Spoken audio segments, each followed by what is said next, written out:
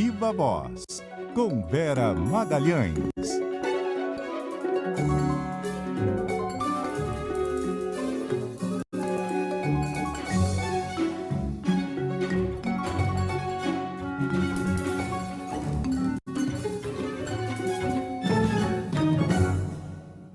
Vera? Epa! Alô. Oi, Vera. Katzenberg, oi, Cássia. Desculpa, ligaram bem na hora que eu ia falar boa tarde para vocês. Boa tarde. Sem problema. Boa tarde, Vera. Bom, Vera, o assunto da Previdência não terminou ainda, né? Está longe de terminar, porque não resolveram como é que vão devolver o dinheiro para os aposentados roubados. Também não apontaram os culpados, os processos estão em andamento ainda, então tem coisa rolando. E tem possibilidade da CPI, né, de comissão de inquérito no Congresso. E agora apareceu outro problema, né, que é o problema no Ministério do Trabalho, envolvendo ONGs e algumas organizações que estão no rolo do INSS, né? Então a situação... Exatamente, Katzenberg. Diga lá. A gente vai para uma terceira semana de crise aí nesse assunto ligado ao Ministério da Previdência e agora com esse braço no Ministério do Trabalho, né? A Folha de São Paulo revelou hoje que quintuplicou o valor gasto pelo Ministério do Trabalho em convênio com ONGs. Convênio, muitas vezes, com ONGs já investigadas ou ONGs que têm ligações com a CUT, com o Sindicato dos Metalúrgicos do ABC, que é a base política e sindical do ministro da pasta, Luiz Marinho. Então, esse valor que era de 25 milhões em contratos com ONGs até 2023, saltou para 132 milhões no último ano. E uma das ONGs que mais tiveram recursos aprovados, e a maioria desses recursos aprovados na base de emendas parlamentares, foi uma entidade chamada Unisol, que é ligada ao Sindicato dos Metalúrgicos do ABC e tem como dirigente um sindicalista que foi diretor da mesma gestão do Marinho no Sindicato dos Metalúrgicos, chamado Arildo Mota Lopes. Então, isso mostra aí um favorecimento a uma entidade ligada ao sindicato que foi a base do Marinho, e além disso, esse é o sindicato que é o terceiro colocado em verbas, em número de verbas do Ministério. O primeiro e o segundo são organizações já investigadas pela CGU, pela Controladoria Geral da União, que são o Instituto de Políticas Públicas Brasil Digital e o Instituto Brasileiro de Cidadania e Ação Social. Os dois têm já questionamentos feitos pela CGU quanto a prestações de contas dessas entidades com o próprio Ministério do Trabalho e com outros ministérios.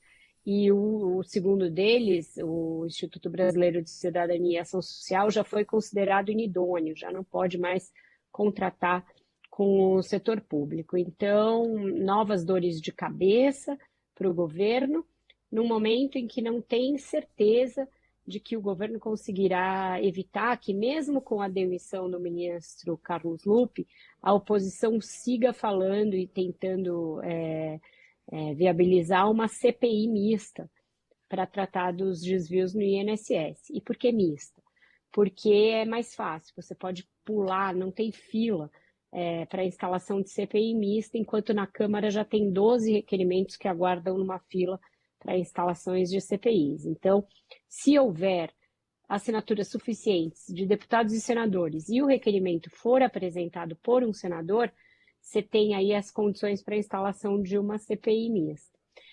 Além disso, para fechar o combo aí das desgraças para o governo, tem 5 ministros com convites aprovados para depor em comissões na Câmara essa semana. E todos eles, a maioria deles pelo menos, com temas espinhosos. Um deles é o próprio Luiz Marinho, que vai depor numa comissão de trabalho sobre o projeto da escala do fim da jornada 6-1.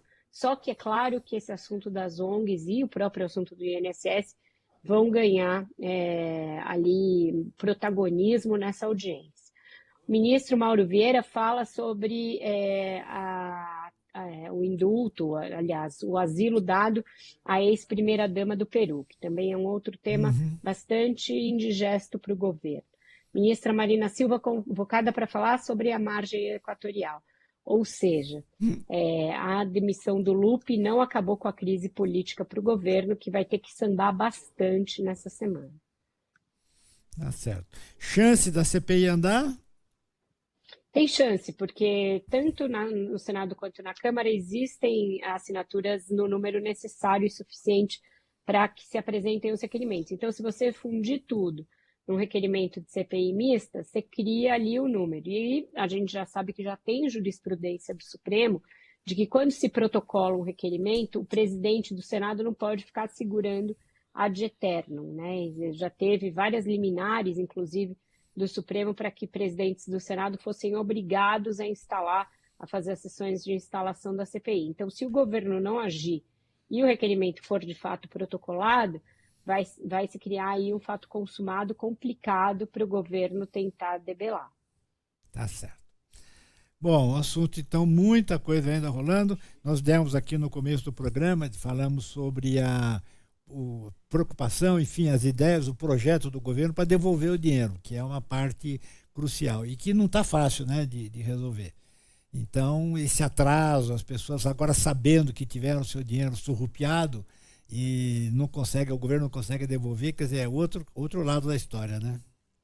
E tem várias ações já sendo ajuizadas em todo o Brasil, então isso vai gerar uma chuva de liminares, o governo vai ter que também tentar uma estratégia jurídica para ir caçando liminar no Brasil inteiro. É uma situação muito complexa do ponto de vista jurídico, fiscal e político, Sardenberg. Ou seja, criaram uma confusão danada no INSS, Sim. né?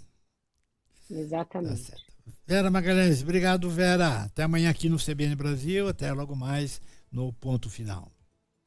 Até lá, bom jornal para vocês. Até mais tarde, Vera.